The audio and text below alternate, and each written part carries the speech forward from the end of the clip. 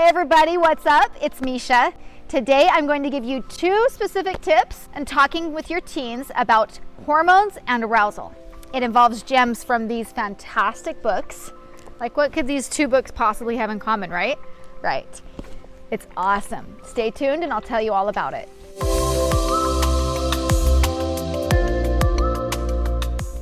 Okay, parents, we know we're supposed to talk openly with our kids about sexual feelings, right?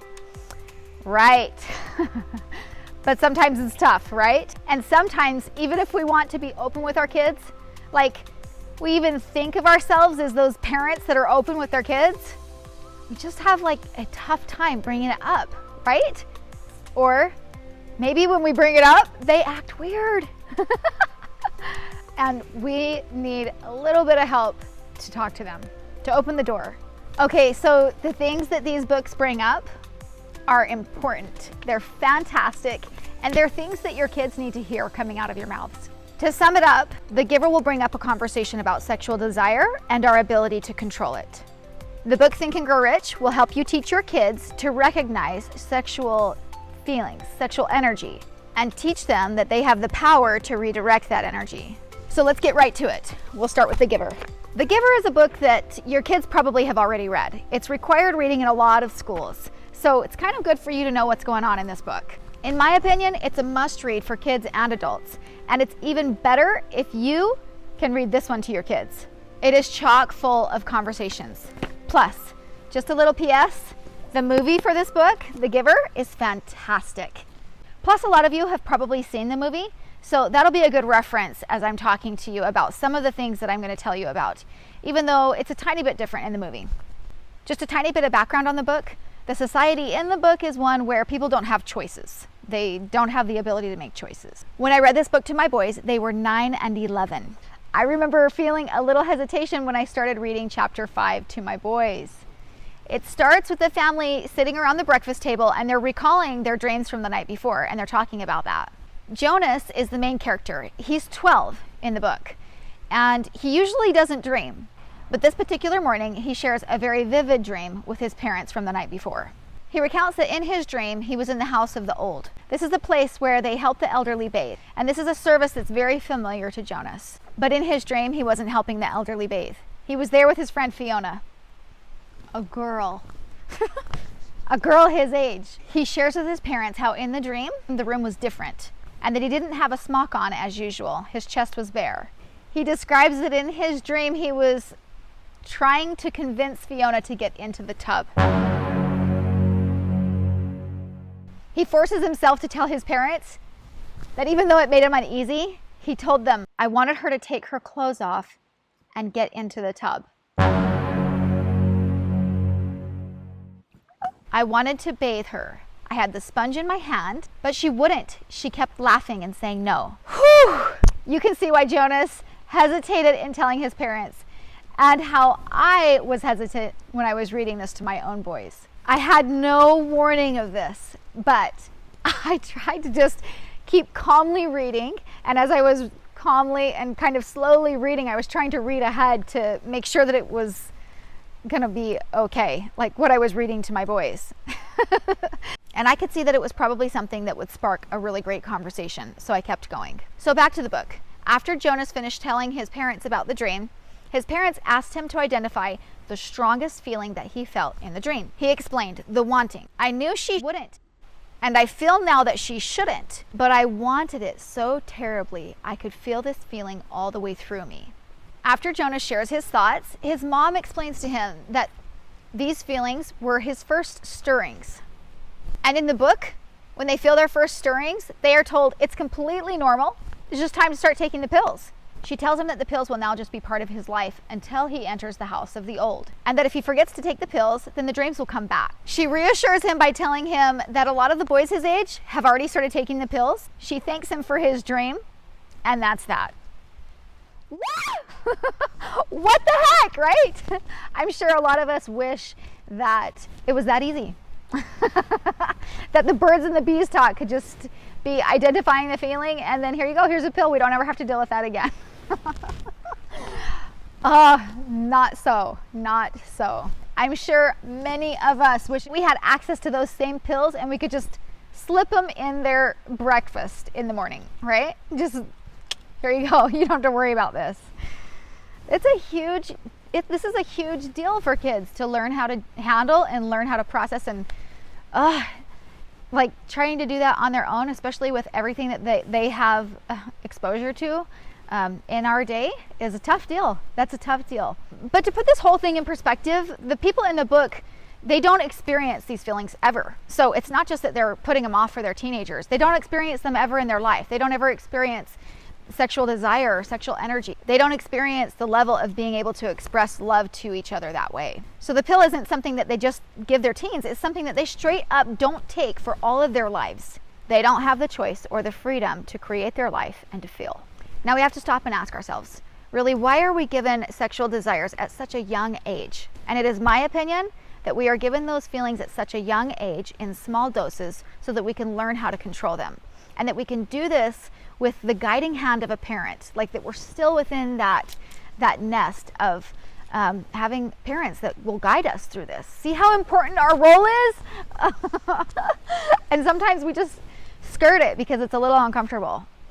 This is so important. Talk to your kiddos, regardless of your opinions of why we get, sexual stirring, sexual desires at such a young age. It's still your job to talk to your kids about it. And you know what? This book gives you that platform. It's laid out right before you. And as your kids read this book, they think of Jonas as a friend. They're already relating to him. And then he goes through something that they're familiar with that maybe nobody else has talked to them about. And boom, that is a platform for you. That's a platform for you to easily talk to them about it. So that's why I say it's even easier if you're reading it to them. And like you just simply are closing chapter 5 and you're like, okay, let's talk about this. Talk about this. What's the plan? What's the plan for us? Like, that's their plan in the book. What do you think about that? Do you think that's a good plan? And just listen to your kids. After I read chapter 5 with my boys, we talked. Oh, how we talked. And I still reference it today in talking to them. Like, I consistently go back to this because there are so many angles and different neat examples that you can pull out of this, that you can kind of create on your own, that are questions that they can relate to because they know exactly what you're talking about. We talk about how the plan is for us to choose and to learn how to control our feelings at a young age, and the advantage that we have because these feelings and these stirrings are given to us at such a young age. I talk with my kids about how beautiful it is, honestly, how beautiful it is that we have the ability to feel these feelings because they instigate some of the greatest feelings on this earth. I teach them that if they save these interactions until they're married, it means even more. I teach them about the hormones that are released during sex and how one of them, called oxytocin, is called the bonding chemical. It's a bonding hormone, and it is meant to bond you to another person. So when two people experience that together, it is a bonding moment. It's something that forms and solidifies your relationship to each other. I teach my boys that these feelings of arousal and wanting are good, but we have to learn how to control them. I teach them how much more it will mean if they wait to express those feelings until the time is appropriate. This conversation also opens the door to talk with my boys, your kiddos, about what is creating those feelings of arousal in their life? Like, what is it that's creating those stirrings? It gives us a chance to evaluate and discuss if those are things they should be around and participating in. I also use this as a platform to ask my kids, can you imagine, like I say to them, can you imagine if everyone acted on the feelings that they had, like in that moment? Can you imagine what this world would look like? And you know what? I think we've seen sometimes things like that. We've seen the ravage and the things that can happen through war times, and like, I haven't personally seen it. I mean, I've heard about it, I've read about it. There's things, and it's disgusting and it's sad. And so, you can go down roads of explaining that to your kids. All of this is up to you. It's just so cool that it opens a platform. It opens a door so that you have the opportunity to talk to your kids about these things. This book allows for all sorts of paths you can talk about with your kiddos. It's so great. It opens the door. Okay, let's switch gears. Let's go to a completely different book, okay? And this is the book Think and Grow Rich, okay, by Napoleon Hill. This is a old-time classic. Probably not one that your kids want to dive into, but A lot of people read it. It's like a really famous business book. Something that's interesting is that there is a chapter in this book called Sex Transmutation. It's actually called The Mystery of Sex Transmutation, okay? And it is a fantastic way to think about our choices in regards to sexual energy and what we do with that energy, okay? And it is a fabulous, it's a fabulous way to think of it, and it's also awesome that you can reference it and tell your kids hey, I'm not making this stuff up. I have some backing here. Here we go. So the book states right off the bat, the meaning of the word transmute is, in simple language, the changing or transferring of one element to another. Sex transmutation is easily explained. It means the switching of the mind from thoughts of physical expression to thoughts of some other nature. So in other words, we have the ability to recognize sexual energy for what it is, but that we can redirect that energy to a completely different outlet.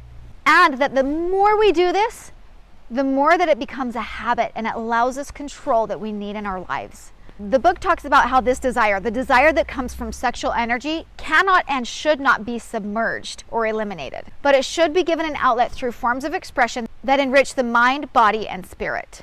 And that if not given an outlet through transmutation, switching that energy, that it will find another outlet, okay? And it will be that purely form of just physical expression. I love this. And you know what else I love? I love that even as I'm talking to you, it's kind of hard to grasp. It's kind of hard to understand. So listen up, listen to this. All this is saying is decide ahead of time. Decide ahead of time in life what your goals are, the road you want to go down. Decide that ahead of time so that when you're confronted with this energy, that you can put that energy into something that you want to do. Okay, let's pretend that you want to get good at something. Just for the sake of explaining, we'll use soccer. Soccer is a big deal at my house. So let's pretend that you want to get good at your PK shot, okay? So once that energy starts to come on, you're like, dude, I got to get out of here right now, wherever you are, and run outside and kick on the net, okay? And that's what you do. You leave the situation, you recognize it for what it is, okay? And that is the biggest part of this whole thing in talking to your kids, is that you're teaching them to recognize it, that it's there. You're not ignoring it. You're not saying they're not experiencing that, or if they are, they can handle it, or whatever. The deal is you're talking about it and you're saying, look, you're going to feel it. You're going to feel these feelings, okay? And you're going to want to do it. I think it's imperative for parents to say that. We get it. We've been there before. We know, you're going to want to do it. But be thoughtful about these choices. And know this, know that you can use that same energy to do other things. Focus all of your energies onto something that you do want in your life and go work on that. Go work on that thing that you are wanting, that goal, that end of the road thing that your eye is on. It's like distracting yourself when you feel arousal, but it's even more than that, okay? Make note of this. Because you're feeling that energy and you're redirecting that energy, you're putting more energy towards something that you do love and that you do want to put that effort into. Energy that you might not have otherwise had. Teaching our kids that it is natural and normal, okay? And it is energy they are going to feel and they're going to want to act on it. But if you decide ahead of time what you really want, you can change the outcome of the focus of where you put that energy. What we do with this energy predicts the end of the road for us. Okay, you guys, in this book, Napoleon makes the claim, okay, that if we learn the finesse of being able to direct this energy, okay, because he's not talking about it for teens. He's talking about it for all of us, okay?